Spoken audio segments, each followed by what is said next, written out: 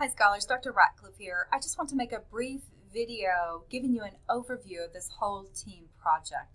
So I know we had some issues with team discussion 1. Thankfully that's fixed and the due dates have been adjusted. But I just want to give you a little bit of insight on how these discussions will work because I think it's causing some confusion. So I'm going to scroll down to week 13. At week 13, team discussion 1.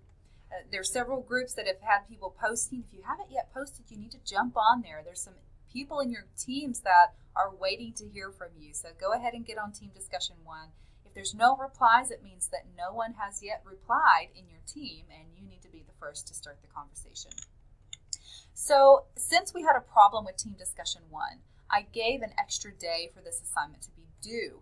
Now, the due date is set till this Friday. Technically, the whole team has until Sunday to finalize the discussion. I set an initial due date because I want people to post certain things in order to start the conversation. And so everyone should post or should complete steps 1, which is just read the assignment. They should post their introduction, step 2, and then they should choose a communication problem found in the workplace, step 4. You need to do this by Friday. Normally, this would be due by Thursday, but since we have that little mishap at the beginning of this assignment, we extended the date. So then other decisions like choosing a team leader and choosing a speaking order should be made by the whole group by Sunday. So there's a lot of back and forth that happens in these team discussions. So realize if you've posted and you're waiting for classmates, they have until Friday to post their first post. But you also have to realize, for those of you who are waiting until Friday to post, you're probably making some other people very frustrated because they're getting antsy. They want to move this conversation along. And so please just jump on and post early and often. That's a great rule of thumb when working in team discussions. Post early and often. So I just want to go back and show you what's going to happen in week 2 or team 2 discussion. It's not due until April the 19th. So you have another week before this happens.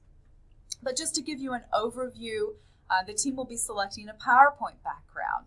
The team leader earlier in that week should choose a couple of PowerPoint backgrounds and provide them for the group, and then the group will vote on it. That's basically step 1. I talk a little bit about what your individual slides, will consist of here and how you create these slides. You're not going to compile one big slideshow because you're not all going to get together for this presentation. And so since you're going to be in your home speaking to your typical live audience, you're just going to video your portion of the presentation. And while you're at it, you're going to show just your slides. So there's no need to compile all the slides from all your team members. So this talks about the slideshow. Part 2 is to post your individual outlines, but read carefully. Post a draft of your full sentence outline on your portion of the presentation by the Thursday of next week. And so this is not a finalized outline. This does not have to really be completed. It just needs to be a draft of what you're thinking about presenting. And so to refresh your memory over outlining and speaker notes, you can refer to this link. But remember, this discussion is set up so you are required to respond by Thursday. This is our typical order of things. It would be this week as well, except we had that mishap, so you have an extension to Friday. But for team discussion 2, you would post by Thursday of that week, which I believe is April the 19th. You would just post your draft, and the team leader needs to post some PowerPoint decisions by Thursday, and then decisions on the PowerPoint and feedback on everyone else's drafts of their outlines should occur through Saturday. And so you have this back and forth discussion. Now, I fully realize that team discussions are a hassle because you have to wait for other people, and that is very frustrating.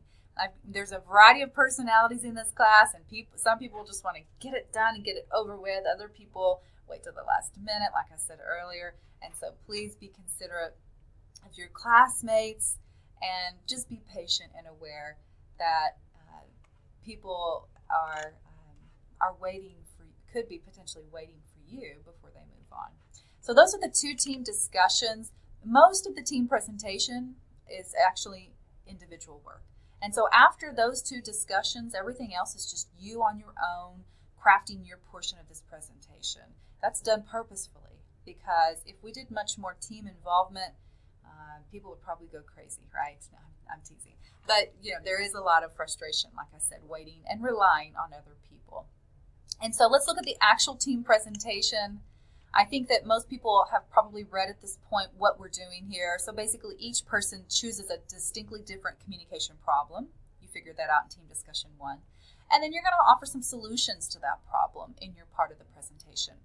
If you're the first speaker, you just tag on a simple introduction, an attention getter, the overall goal of the team presentation, which is to discuss common problems in the workplace. Nothing really new there. And then you're just going to give a preview of the different speakers in your group and their topics. Just a short, so-and-so's covering this, such and such covering that, this person's covering that, just really listing who your team members are and what their topics are. That's all the introduction should be. Likewise, the last speaker, whether you have 5 or 6 people in your group, is going to be presenting a conclusion. Once again, you summarize all the speakers in your group at the end of the presentation and the problems that were covered, restate the overall goal of this team's presentation, and then have just some good closing statement that solidifies the ending of your team presentation. Each person needs to speak for 3 to 4 minutes. So I am not timing the entire team's presentation. I don't care how long that takes. I'm just concerned with if you are speaking for 3 to 4 minutes. And so don't tell your team, oh, I only spoke for 2 minutes, so you need to speak a little longer. No. You speak for 3 to 4 minutes. And that's the only thing that I'm timing is just your portion of the presentation.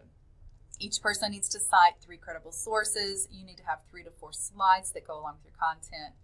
And then you also need to have a transition slide that introduces the next speaker, unless you're the last speaker, the next speaker and their topic.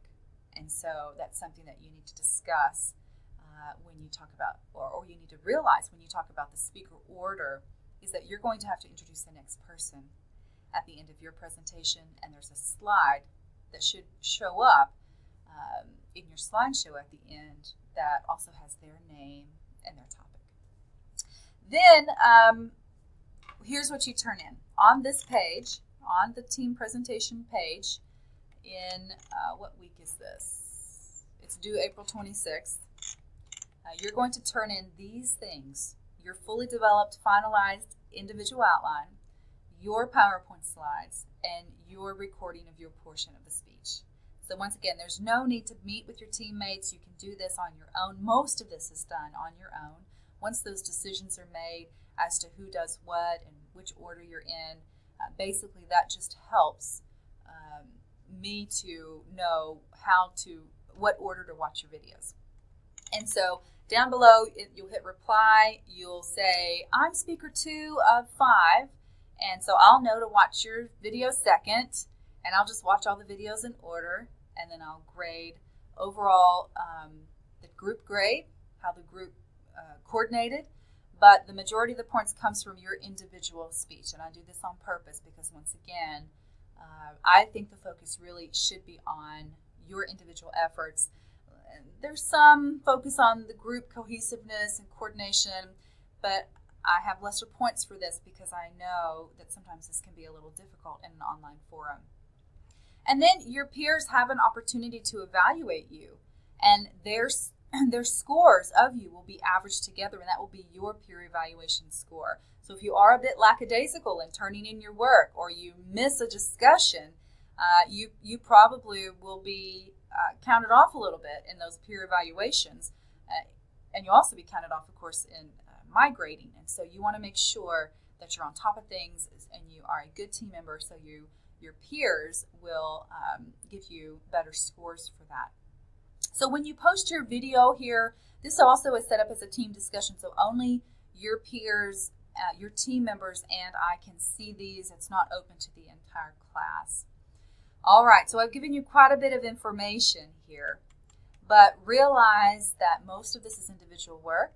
Discussions run where everyone's supposed to post some things by Friday for Team Discussion 1, and then Thursday for that Team Discussion 2. We're getting back on track with that.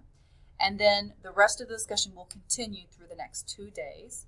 And so realize that it's that pattern, and have some patience, have some understanding, and please post early and often. This will help you and your team members so much and give you a better experience. Let me go back and talk a little bit about what to do if you have a non-participating team member. You may have noticed here that a non-participating team member can be fired from the group. So what is a non-participating team member? Someone who does not participate in team discussion 1 or team discussion 2. You don't hear from them. If you don't hear from a team member by this Saturday, by the Saturday after the first team discussion, just have the team leader let me know. I'll send that person a message.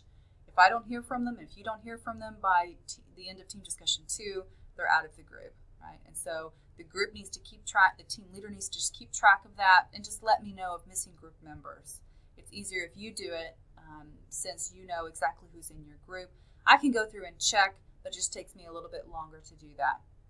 And so don't get fired from your group. There's some repercussions here that you don't really want to participate in, a 10-minute persuasive presentation, and some other assignment aspects that I will give to you if you find yourself fired from your group. Hopefully that does not happen.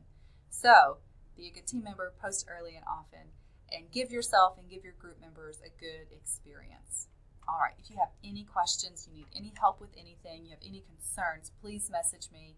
I'm happy to help, and I want this to be a positive experience, but recognize that I understand the frustrations that can come along with a team presentation. So just hang in there. It's just for a couple of weeks, and remember most of this is individual work. So once a couple of decisions are made by the group, you can go off on your own and do your individual work. All right. That's all for now. Let me know if you have any questions or concerns. Thanks.